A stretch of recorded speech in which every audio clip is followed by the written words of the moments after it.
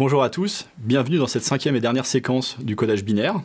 Donc nous avons vu comment représenter les informations sous forme de bits, les images, les sons, comment étaient organisées les données en mémoire. Maintenant nous allons parler des bases de données. Alors les bases de données, à quoi ça sert ? En pratique, dans la vie courante, on a souvent à gérer des stocks, un ensemble de clients, des ventes, un inventaire de bibliothèques, un site web, plein de choses qui contiennent énormément d'informations qu'on va vouloir manipuler, mais sans forcément manipuler les informations telles qu'elles sont stockées dans l'ordinateur. Parce qu'on est des humains, on veut manipuler les informations de manière simple, donc on ne veut pas avoir à s'embêter à savoir que les données ont été stockées dans l'ordinateur de telle façon, codées avec un certain nombre de bits, etc. Donc on veut avoir une façon simple de manipuler toutes ces données. Les bases de données vont servir à ça. Donc on va avoir en fait des logiciels qui s'appellent les systèmes de gestion de bases de données, qui sont en fait des médiateurs entre l'humain et les données telles qu'elles sont stockées dans l'ordinateur. Donc par exemple MySQL est un tel système. Donc les bases de données sont souvent manipulées par le modèle qu'on appelle le modèle relationnel. Donc dans le modèle relationnel, on a un principe important qui s'appelle les relations, qui sont en fait des tableaux contenant les données qu'on va vouloir manipuler. Donc ici, dans mon exemple, j'ai deux tableaux. Le premier qui s'appelle film, qui va contenir en fait 3 colonnes, une avec le titre des films, une avec le réalisateur et une avec l'acteur principal. Et ensuite un deuxième tableau qui contient les séances, avec le titre à nouveau des films, le cinéma où le film est joué et l'heure de cette séance. En pratique, on aurait pu utiliser un seul tableau avec toutes ces informations en même temps. Simplement, on aurait eu beaucoup de duplication d'informations, puisqu'on aurait répété par exemple le réalisateur et l'acteur pour chacune des séances du même film. Donc on aurait eu beaucoup d'informations stockées plusieurs fois, ce qui n'est pas très utile en pratique, et il n'y a pas forcément de raison indispensable de stocker ces informations de manière mélangée. Donc on va les stocker dans 2 tableaux différents, avec chacun leur rôle. Donc avec le modèle relationnel, ensuite, on va pouvoir faire des requêtes. Donc une requête, c'est par exemple, où est-ce que je peux voir un film avec tel ou tel acteur ?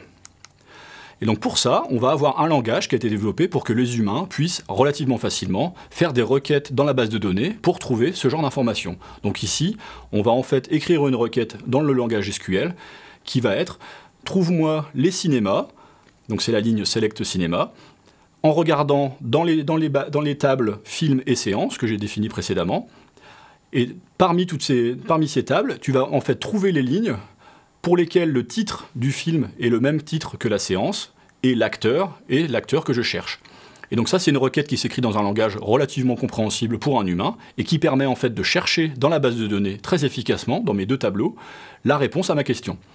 Et donc ce qui est bien, c'est que là, en fait, on se fiche de savoir comment les données sont stockées concrètement dans l'ordinateur. On va simplement écrire dans un langage assez simple et avoir la réponse de manière très efficace. En pratique, ce langage va être traduit en langage machine et ensuite exécuté rapidement par l'ordinateur, qui lui sait où se trouvent les données concrètement. Donc l'intérêt des bases de données, ça va être de répondre à des questions comme ça, de manière très facile, sans avoir à être un programmeur. Alors les bases de données vont aussi servir à avoir d'autres intérêts, par exemple, protéger les données. Parce que les données de nos jours, ça a une très grande valeur. Donc par exemple, les comptes d'une entreprise, nos photos de vacances ou plein d'autres choses, c'est des choses qui vont être stockées dans des systèmes informatiques et qu'il ne faut absolument pas perdre, sinon ça pose énormément de problèmes. Et évidemment, les systèmes informatiques ne sont pas infaillibles. On a des pannes matérielles, des bugs logiciels, des attaques de pirates éventuellement qui font qu'on va parfois perdre ces données.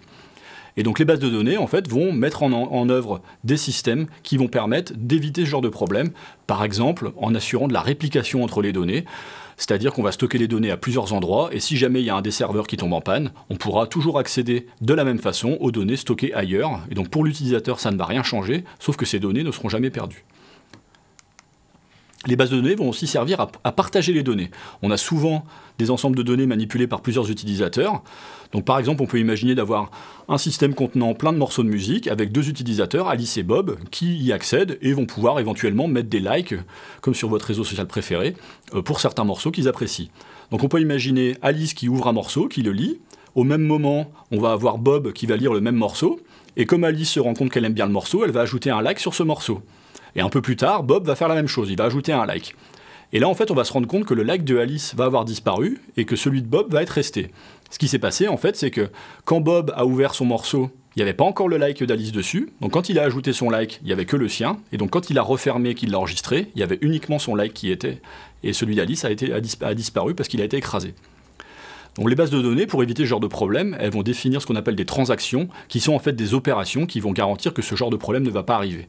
Ça va permettre de faire des accès concurrents entre différents utilisateurs, donc des modifications de la base de données, sans qu'il y ait de conflit si jamais ils accèdent à la même chose en même temps. Donc en gros, il y en a un qui va faire sa modification et ensuite l'autre va faire la sienne, de façon à ce que les likes ne soient pas écrasés.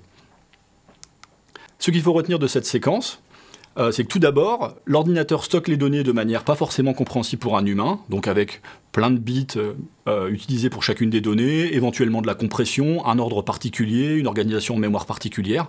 Tout ça, un humain ne veut pas avoir à s'en servir quand il va accéder à ces données. Lui, il veut directement manipuler ces données de manière simple.